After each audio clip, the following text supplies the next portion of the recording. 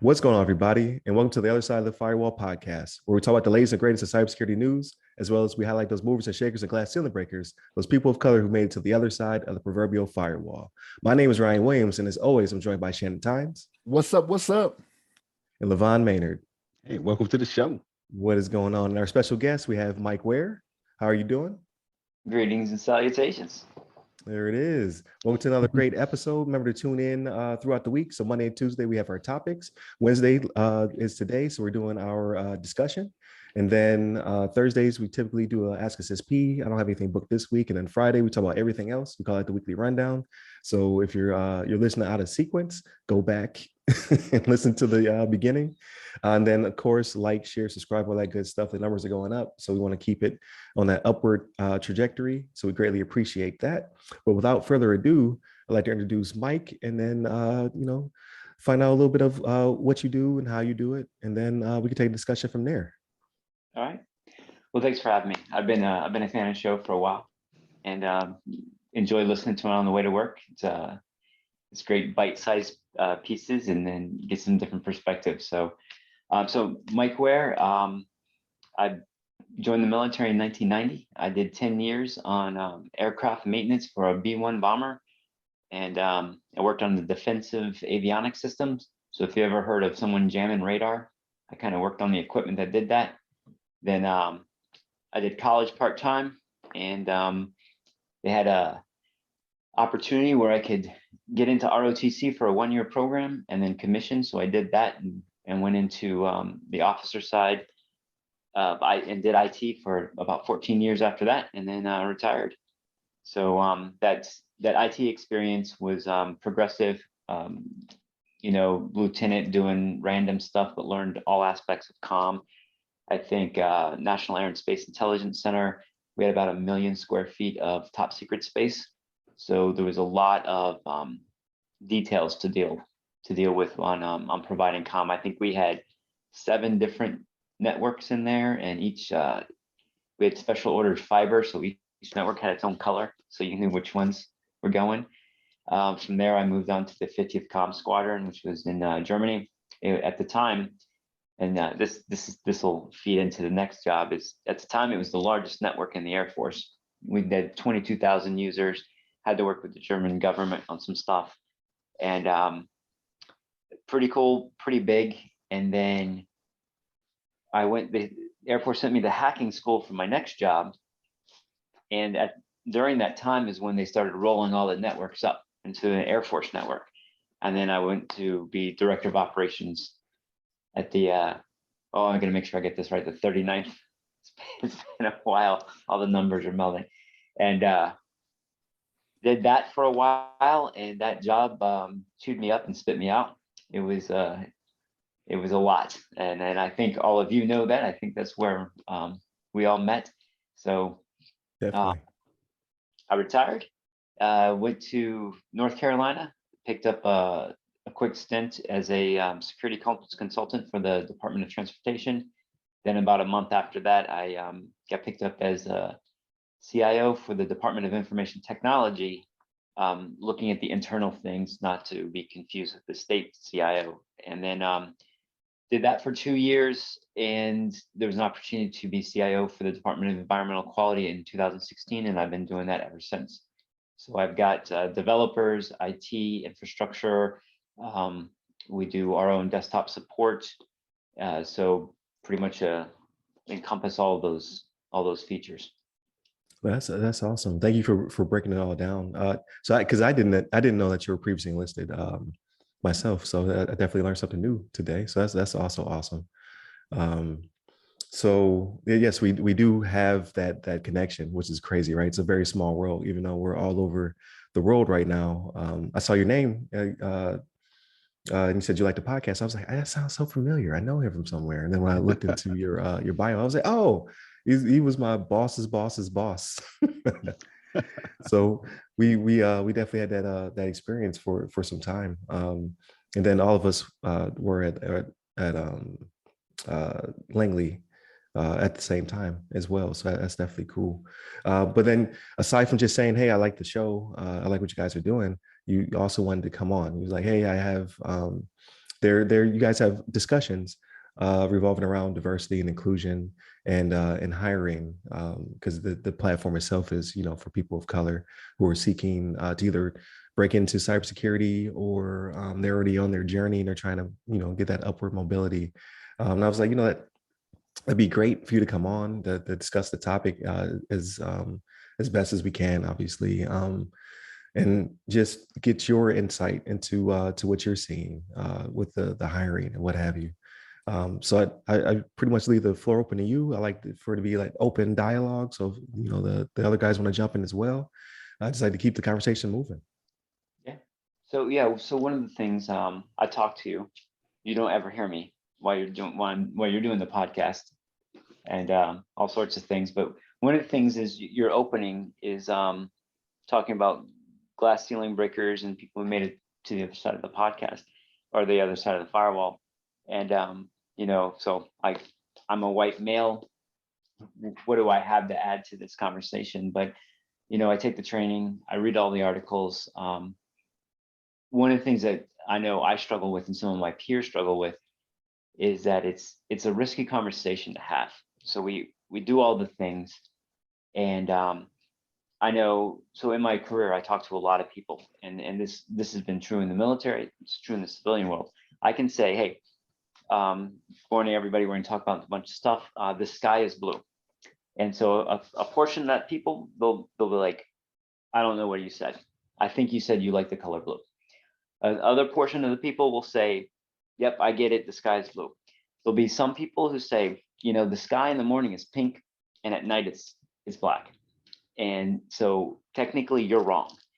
And then there'll be a small percentage of people who get angry. It's like, who are you to tell me that the sky is blue?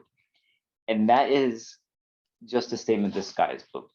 So if I start having open dialogues about a conversation about diversity and inclusion and race, then that some people might say, oh, that's great, that was a good conversation. Other people might say, he was just talking, he just had a racist conversation, and that would be gets to HR. So it's kind of scary to put yourself out there, and which is what I'm doing now. But I don't think we can move forward without having the conversations, because I should have done more homework before this podcast, but the report from 2020 said 83% of the IT executives are white male, and how do we get that better? I know I have some diversity in my staff, and I want to try to stay away from details of my current staff, but right. It's tough to, how do you get that higher? I think it's definitely underrepresented in the field.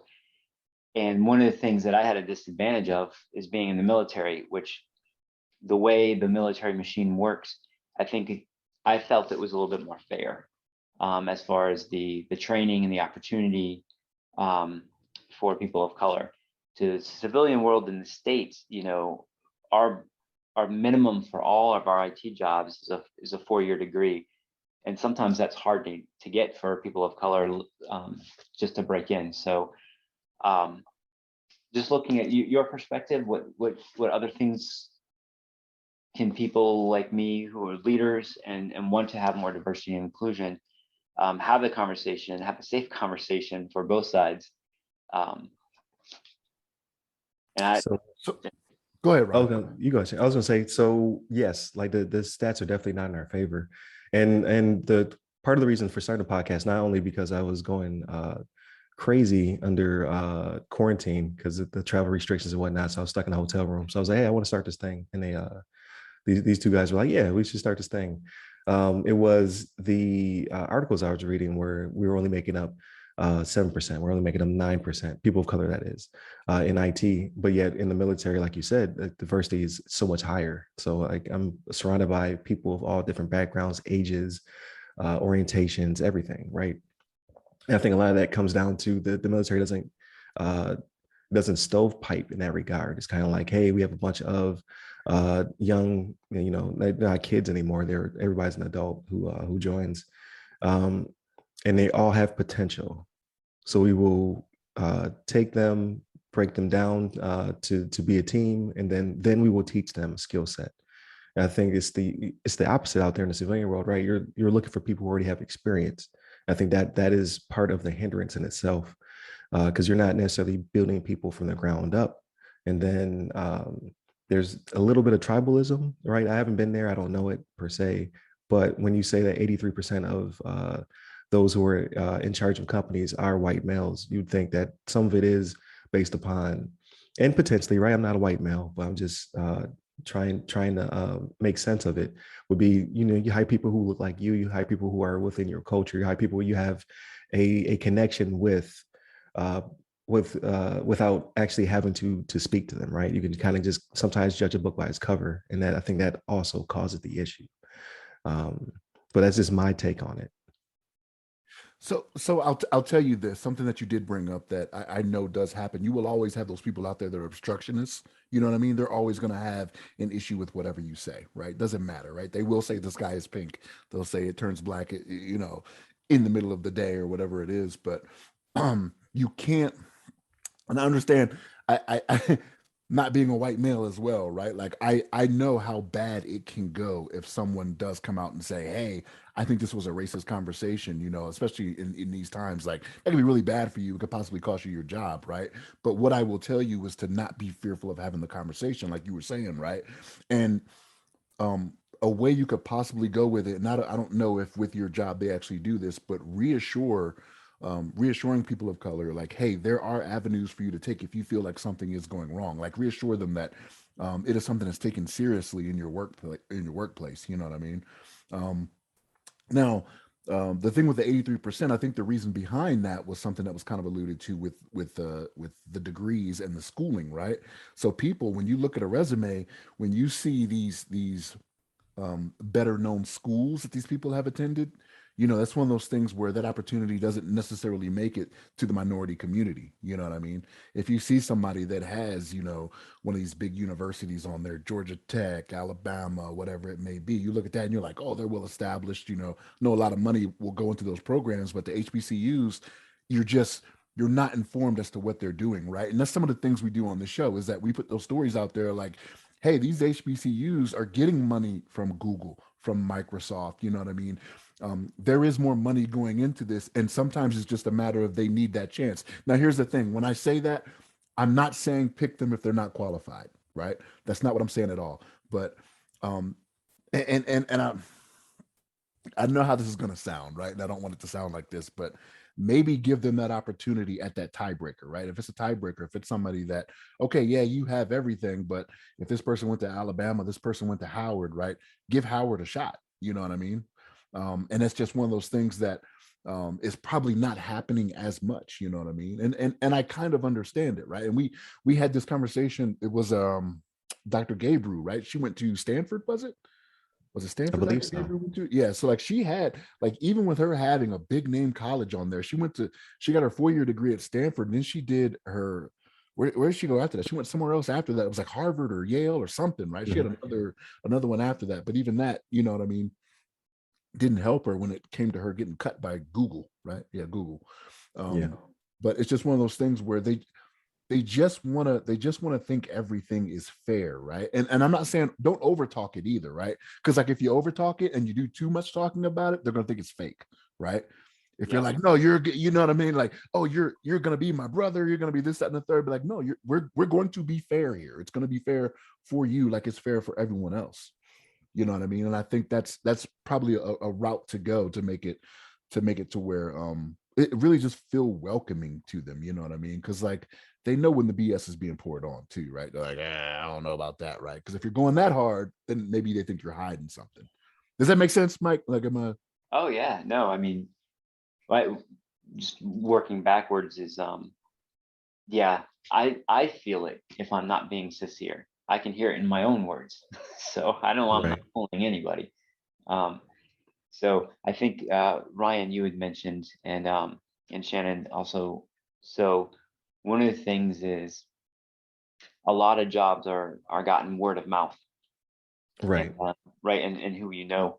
And you know, I have a lot of white males in my as friends on LinkedIn, and that so if you start looking at your social connections and things like that, you tend to have people of your same, Right. that look And we like do, you. and we do put ourselves in silos. What I've been noticing, and we've talked about this in the past, you have like CISA and other organizations that'll do something called like pass the mic, where they'll put their employees Social or media people of presence. color, yeah, on social media. Like, okay, well, maybe the CEO is a white male or female or what have you, but the director of this or the manager of that is a person of color, so they'll pass the mic to them to give them a chance to put themselves out there, and then that kind of diversifies the timeline, right? Like if you're only seeing a portion of the company, well, now you get to see multiple faces from the company. Um, I've also seen where there's a big push to make your diversion and inclusion director or operator, whatever you might call them for your organization, a person of color, right? Because then that allows them to make people feel a certain way about your company, like, hey, like they're they're welcoming and you could greet me or whatever, but this person is in charge of diversity and inclusion. It's not per se, and I'm not trying to bash white males or like, it's just that the companies are dominated with white men. I think women only make up like maybe 20% now, 23%. I can't remember what the last stat was. And then the majority of those being white women as well. But when it comes to women of color, men of color, I've seen a lot of companies get kudos because their D&I director is a person of color. And then they're able to, in the case of, I want to say it was either Amazon or Google, um, the black woman who was in charge of diversity and inclusion, she went after those STEM programs for HBCUs because she had connections, like you said, like probably the majority of her timeline are people of color who graduated from HBCUs. So she has that presence, she's seen it all the time. So she kind of knows who to headhunt for, and you're getting the best of their STEM programs and what have you. So I think there's avenues without being abruptly unfair or being seen as racist. It's just having that dialogue like this, right? It's like having those conversations. I don't want to cut off LeVon. No, no worries. I was thinking about some things. I was thinking from like another perspective as well. I mean, obviously, I'm the big focus right now. We're talking about, the hiring process of like making sure that we have diversity in the workplace, and I'm kind of thinking about it also from another perspective, as well as like, also we know, the U.S. is made of, the the statistics. There's a larger proportion of Caucasians in the U.S. So it's kind of natural that you see a lot more Caucasians in various roles, whether it's in upper management, things like that. But what I also want to kind of think about or talk about potentially is the kind of the communities that are kind of underserved, so that we get more pools of potentially qualified people of color to fill these roles, because I feel like that also kind of plays into the hiring practices and the chances that we can get more people represented in these communities or these companies. Because also we have an issue with it goes back generations of the history of America, but more likely than not, if you're a person of color, you're more likely than a person that is Caucasian descent or European descent to be in a lesser, like an underserved community, just statistically, I guess, speaking, just because we have like the history of where, some people didn't have as many opportunities as others coming up. But I think if there's something that is maybe focused on a little bit, to be able to kind of bring up these communities that are kind of underserved. And I know we talked about on the podcast before, some of the movements from like Google and some other companies have been trying to establish tech hubs and some of like the more people, places where people of color or make up the larger portion of the population, to kind of give them those chances to kind of learn and get those jobs in those big tech companies and get those high paying opportunities to kind of make a difference in the community. Yeah, I think, Shannon, you brought that up in a couple weeks ago on a podcast is was it Google or Apple coming into Atlanta? Yeah. Yeah. Yep. Moving. Yeah. So you have a bigger pool of potential candidates. Yeah. Right. Because the population there was Yeah. the population I think was like 50%, 52% or something like that in Atlanta was people of color. But something else to think about, Mike. So I don't know how feasible it is with your job either, right? But like, have you ever thought to have I don't necessarily want to say an amnesty day, but like have a sit down with the minorities that work there to say, hey, if we're going to look into hiring practices and increasing diversity, what can we do? Like, what maybe did we not do with you that you would have liked to have seen, or maybe that we didn't? You know what I mean? That we didn't do. I mean, ask the people that are right there because here's the thing. They may have had pause before they got hired on, right? Like there may have been something there that was like, may got them on the fence before they got hired on, or because they're already in the culture, they'll know like, hey, bring this up to them that we do, right? Because this is something I like since I've been in that you guys do that may be, rewarding to them or something that they liked, from being a minority. Oh yeah, I'll I'll give that some thought. We have so we It may have not be feasible. I know it may not be feasible, yeah, Mike. I know. the HR things, but I mean there's things I can do at my level because we have hiring managers. I know my sections, so I have diversity, but they're siloed. Like my diversity is like in this section, it's not diverse. It's diverse from the rest of the team, but it's Right. not diverse, right? So I have these pockets of diversity.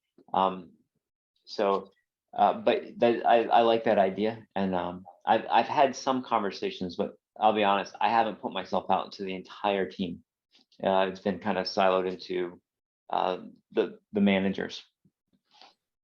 Right, which is understood, and I get how from the other side it could feel like I there's a lot of things I can say, and it's crazy, right? Like now that I think about it, there's a lot of things I can say or do in the military that it seems like I will not be able to do once I transition over to the civilian side. Like when it comes to diversity or when it comes to just fairness, I'm able to voice my concern a lot more. Like the military seems to be more uh they listen a little bit, yeah, more accepted. Like, hey, listen, this is what I feel like things are happening, what have you. So that transition is going to be kind of hard. I can see that already.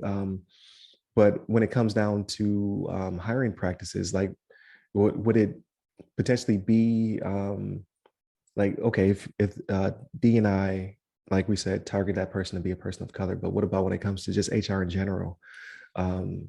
Maybe the diversity there could help to also bring people in, because I get like the being siloed and the skill gaps and the things of that nature. So it is pretty hard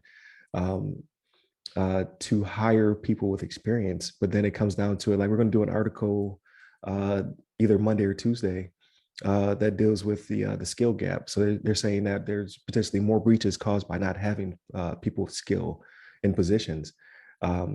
So what about the home growing? Like how hard is that from your perspective to say, okay, we're going to pick up people who aren't necessarily experienced and then make them who we want them to be, and then maybe lose some of them through attrition, right? But that is my preferred method because gotcha. I you get so many unknowns. Well, I mean, one of the problems, just point blank, is we just don't get the candidates. HR does have it's good.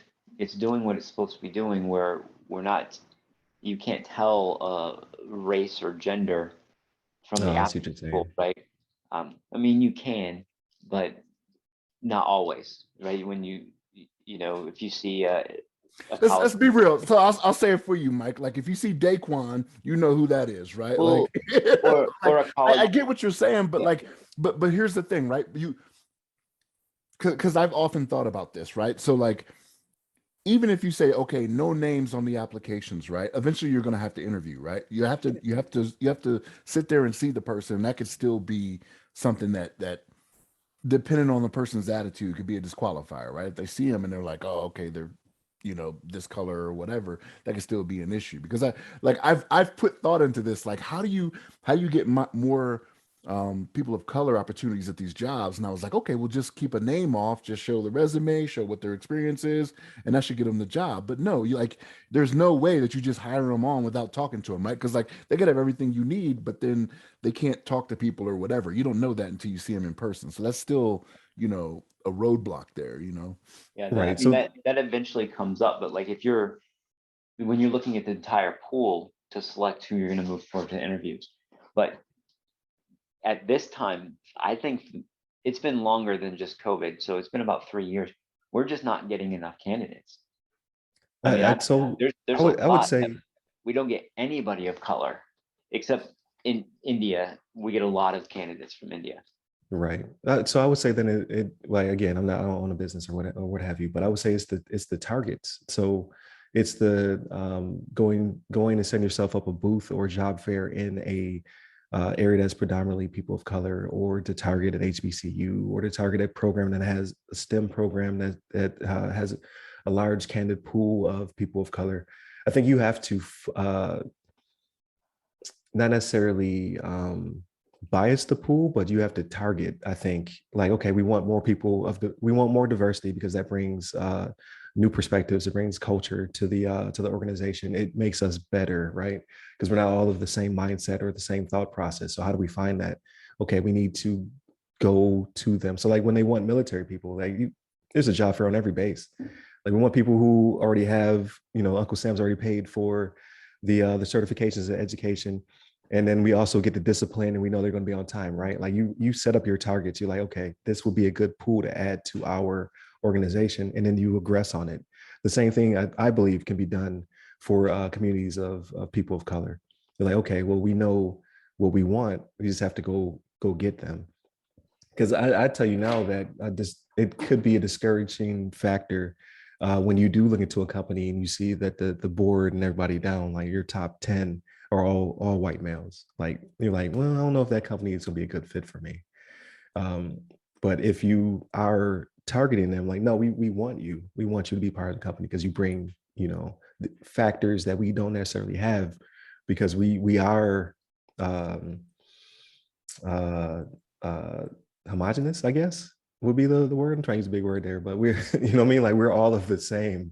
We all think very similarly, potentially, you know what I mean? Like there's diversity within every culture, but let's be real, like diversity brings a lot to the table. We see it in the military. Like I'm baffled by how much diversity we have, and how much kind of leniency we have compared to our civilian counterparts. Like that is starting to scare me, to be honest with you. But that's just my 2 cents. I don't want to go on a rant. I do want to come back to Shannon real quick. This is where I get most of my wins, is promoting within, is really targeting those self-starters. We had an opportunity just to have Black female killing it, just killing it. And so we were really, really happy that we were able to move her up in the organization. But promoting within is by far the easiest for me. My hands are tied a lot with HR practices, but that I try to give that opportunity first. So that's good. That's a good success story, actually, right there. It's good to hear, right? Because it's one of those things where if that was not the case for her, right? Like it's like what's it called? The 3-10 rule. Everything bad that happens to you, you tell 10 people. Everything good, you only tell 3, right? So like it's one of those things where that's a good thing. So now, granted, she's probably only going to tell 3 people, right? It's not going to be the 10, but you avoided those 10, right? Yeah. But like, so what Ryan was talking about when it comes to advertising, right? So like going out to those minority areas, but even then, something that I don't know the hiring practice, right? But like really shouldn't cost you anything. I can guarantee you on social media, you can look, and there are different groups on social media that are minority people of color for IT in that state. I can almost guarantee you can find it. You know what I mean? So There's going to be a bit. So BIT, Blacks and Blacks in Information Technology. There's going to be a Blacks in Cybersecurity, so BCA. And then you can always replace Blacks with Hispanics. There's indigenous peoples. There's WICIS, so WICYS. That's a big organization for women in cybersecurity. There's chapters everywhere. So like even when I go back and look at Tampa, like it's so many chapters. It's like I don't know which one to pick. You know what I mean? Like, so I would assume in your I like state, that. yeah, there's gonna be a lot as I mean, well. I share some jobs on my social media, but I could probably get more active and also expand that target. Those And targets. I'm gonna tell you now, I'm not the social media guy. Like I have just heard Ryan mention them on the podcast, you know, as time has gone by. So I was like, I know they're out there because Ryan has said, hey, this, that, and the third. So I'm like, Oh yeah, I'm I always would, plugging. Yeah, always plugging. But yes, so because I tag Blacks in cybersecurity in every post, because they're always they have vouchers, they have training, they help people with resumes. Like it's a really big organization, but there's a ton of others, so I don't want to eclipse them as well. Like WICIS, like that one's huge for women who are getting into cyber. And I remember on one of the podcasts we listed like the top 10 that we found, not top 10 period, but just top 10 that we were definitely interested in. So I'll start tagging those more frequently. But just the tags help out. Like whenever you add somebody on social media, like they take that and usually retweet it, or they share it if it's Twitter. For however long Twitter is going to still be free. we we don't know. But yeah, I would definitely say tags definitely help, and then that can also go to your HR department when they're advertising. So I see a lot of LinkedIn recruiters and headhunters who are out there looking for people with certain backgrounds and things of that nature. And then you also get the benefit of getting a bio and a picture, right?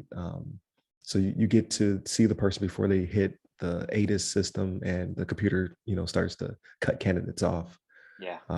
Because I know that's huge as well. Like that is the biggest barrier. It's not necessarily the human at the HR department, is the system before you even get to the human that kind of negates all of your work just based off a resume. So I get that as well.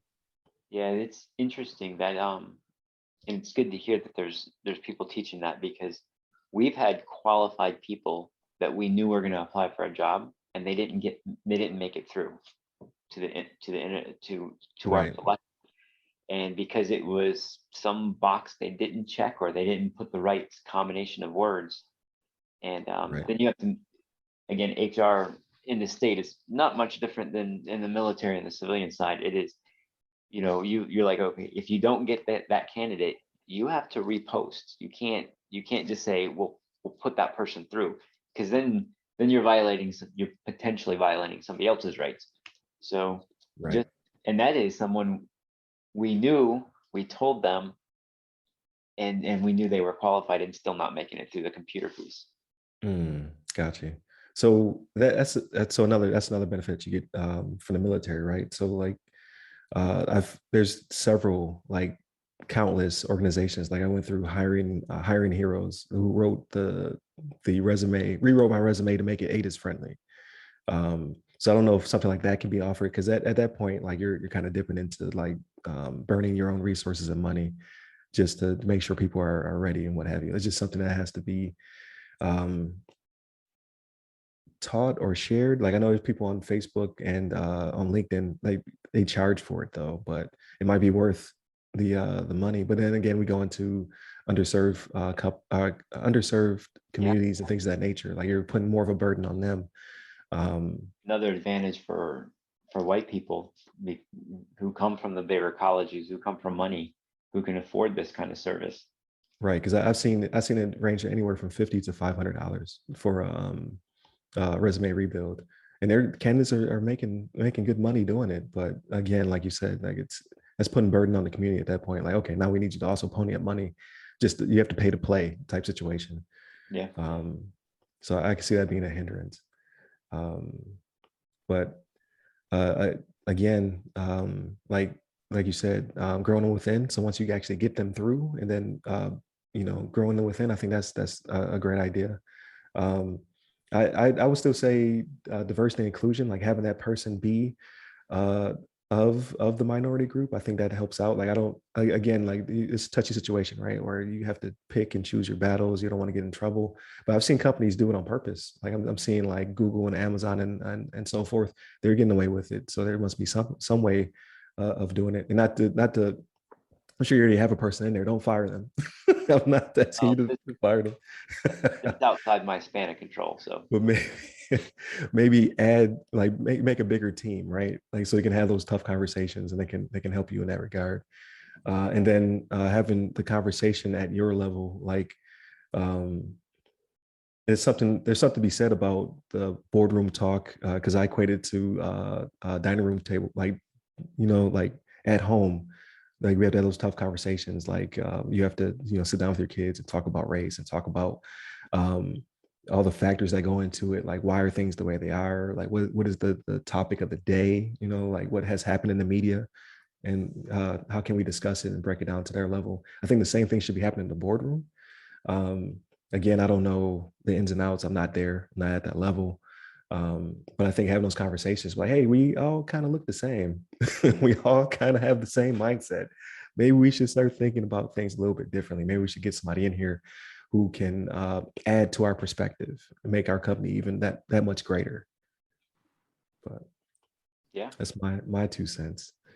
I do want to put a tag in there for the state of North Carolina as the Department of Environmental Quality and Information Technology.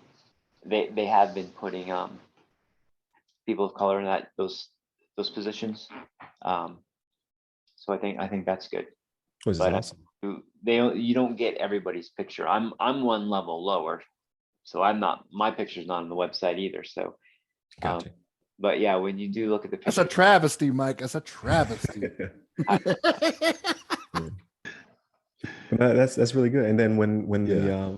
the social media presence of the company speaks, like put those individuals in the limelight, just to advertise, like, hey, look at our company. Our company is working towards being more diverse, and we want you on board. Like we want to bring you in, because again, like the ADA system does hurt people, but like if you have a mass amount of people all applying, someone's going to get through to get to a real human being, and then that's when you can start making those connections.